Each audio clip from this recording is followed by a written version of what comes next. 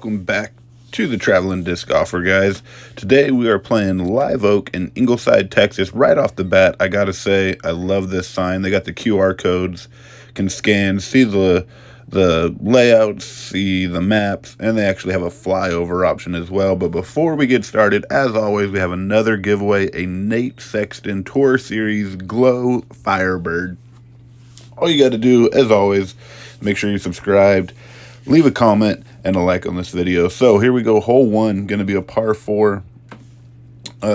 Just right off the bat, you are going to experience what this course is like. Big dogleg right, over 600 feet, or just under, I believe. But opting to throw a sidearm here, throwing a mayhem. Going to have it flip up, glide a little, and just barely made the corner. So from here, throwing an overstable driver up and over everything, and just a little left. Wanted to get around that tree, but ended up falling just a little short. So from here, throwing my pyro on sidearm, and just went a little too wide with it. Ended up catching one of those trees. Not quite the line I was looking for. But from here, working on that step putt. I've talked about this in a few episodes, and so close to getting those dialed in. But taking a bogey on the first one, not exactly how I wanted to do it. So here we go, hole 2, pretty short, going to be going over a creek, but the line right off the bat, you've just got to peer this gap. Throwing my envy and just thankful that I hit the gap. So from here, tapping in, going to be making up for that bogey. So some of these holes do have signs, they're a little beat up. I know Hurricane Harvey probably did some damage to these, but hole 3, going to be a par 4, big dogleg right, or dogleg left, excuse me. And just got to hit this first gap, make sure you throw something that's going to hyzer if you're a right-handed player or left-handed player. Probably sidearm here, something understable, but got to get that corner, and then just make sure you're lined up, because these trees, there's a lot of different lines here, but if you're earlier, you actually have the safer line, kind of like where I just threw. If you go a little bit further to my right, that becomes a jungle, and there's trees everywhere, as you can see in the background. But was able to get another birdie there. So here we go, hole number 4. Gonna just be a long hyzer shot for the right-handed player. Just very slow turning to the left, but I wanted to throw a little bit higher so that way I could get that distance and have it travel. And I played here one other time and tried the skip shot and ended up just a little bit further back than where I landed, but just airballed that one. So there was actually a baseball game, or a softball game, excuse me, going on, and they were playing a bunch of music, so we were having fun with that. But hole number 5, 261, par 3. Just another one where you got to hit your line. All of these in the woods, you're going to have to hit your line, as always, just like any other course. But here, if you get in trouble, you are in the thick stuff. Just about every single hole, it feels like. So throwing the sidearm ended up pretty good. Was happy with that and was able to cash in for another birdie. So here we go, almost 600 feet, par 4, going across the creek. This is actually a pretty tough hole just because of how many trees there are in the very beginning. You do have 2 main lines. There's a sidearm line, or there's this backhand line. Backhand line, you really do flirt with the bushes on the right there. The sidearm line, I just feel like it's such a hard turn coming back that it would be difficult, and you want to get as much distance. And that patent pinning shot just did not work out for me. So from here, my wife recommended just a big hyzer, and I took her advice. I was really proud of her to say that. So throwing my nitro here, just a really, really overstable driver. Ended up just a little bit behind it, but hey, great call on her part. So I was thinking about throwing a understable sidearm. So here we are putting to save a par on this one. Just an inch too short. All right. So moving on, another bogey there. I was glad to have a few birdies to make up for it. So another par 4. This gold layout, I mean, over 8,000 feet, so you are going to be challenged. These are true par fours. So going to be throwing something a little understable, just so that way it'll get around those trees, and barely did. I think I ended up kind of cut rolling back a little bit, but I feel like if you can get past that grouping of trees where I'm at, you're going to be in a great spot. And have a look at the basket. So just a little cut off where I am. So throwing my reactor there, something that'll flip up, glide a long time, and at the very last second it'll start to hyzer back. So just outside of circle here, or circle 2, excuse me. But laying up, and I'll be taking a par on this one. So shout out to my mom for getting me that disc. Absolutely love the stamp on that one. So here we go, hole number 8. Going to be 305, par 3. Just either a big turnover shot, sidearm, whatever you're comfortable with. Lefties, just probably a basic hyzer. But I'm opting to go with my volt here, throwing the sidearm, giving it just enough height so that way it'll come in and get around that last little guardian tree there. Because I feel like if you try to throw it low, you'll probably end up getting caught on that. And there's quite a bit of sand, so you won't get a favorable skip. So you got to make sure you give it height on that one. Hole 9, par 4, 558. This one has, in my opinion, the hardest tee shot off the bat, just because of the angle of this tree right here.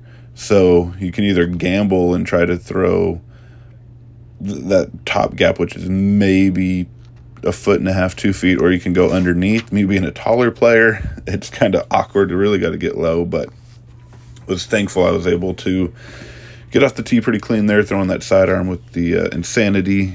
From here, still got quite a bit of distance, so going to be throwing my Pyro, which will flip up and give me that skip. Not a huge skip because of that sand, but so had to look at it for birdie. And just, I thought I had this. It looked so clean, and just maybe a foot long of it. So that's all right. Taking another par. So here we go. Hole number 10.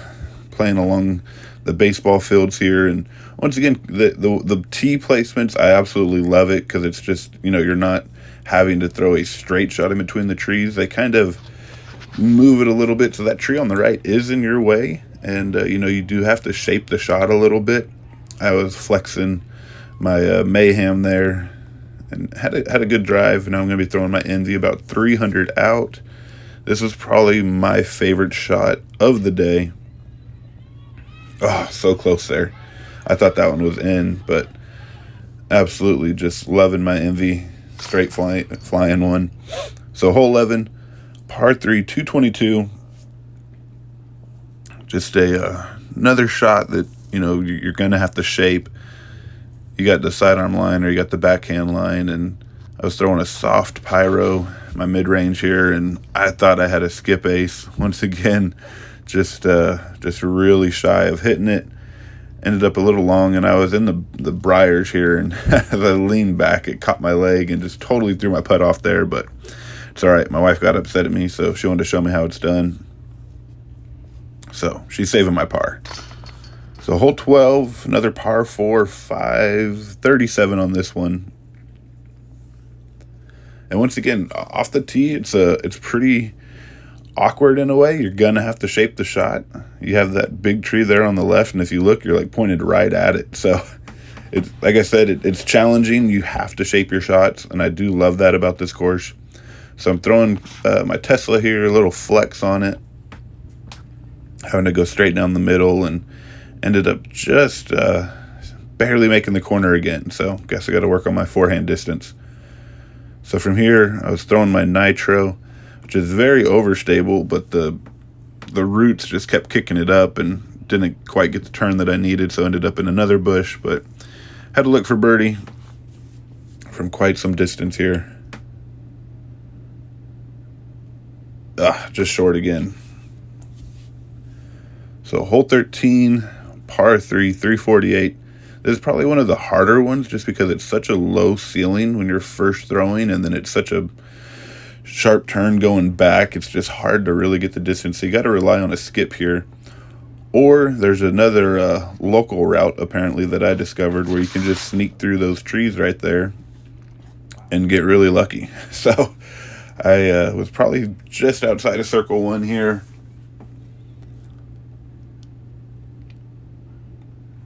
Just came up short again. Those are just such heartbreaking putts for me. And my putt double there showing me how it's done. So here we are, hole 14, par 5, 785. This one is a beautiful hole. I absolutely love this one, the way it curves to the left and curves to the right. I did stop there on this time lapse to show you where my disc landed. I'm going to be quiet now. I couldn't have asked for a better shot just now.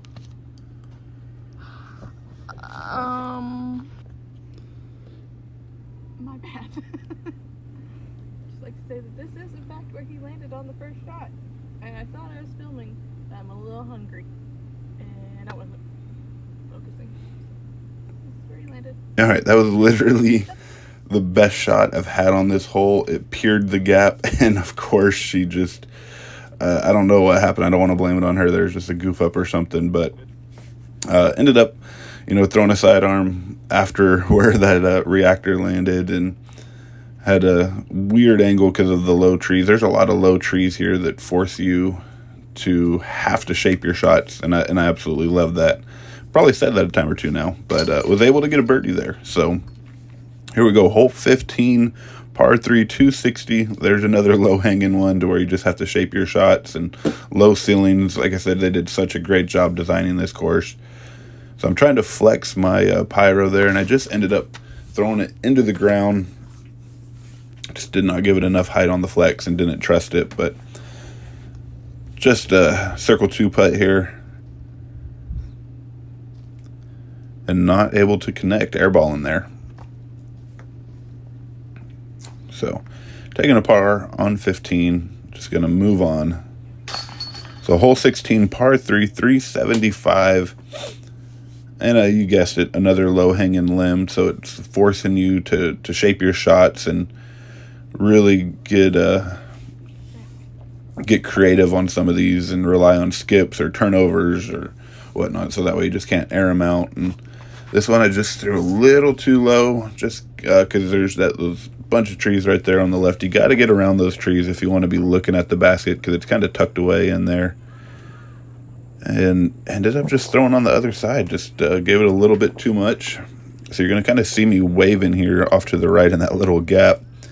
And then watch where the basket's at. You're not going to be able to quite see the shot, but I had to throw pretty high through the trees, ended up catching it.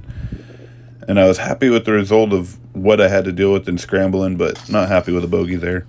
Hole 17, 660, par 4. So thrown out of the trees, you got the huge open field, and then you're going to be coming back into the tree line here. But you have that last little tree that's that guardian tree there that you got to watch out for. So this is probably the most open, I feel like, to where you actually get to rip one and watch it fly.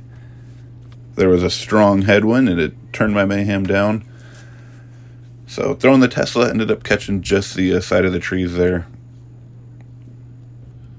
So here's my birdie attempt, and just did not commit to it.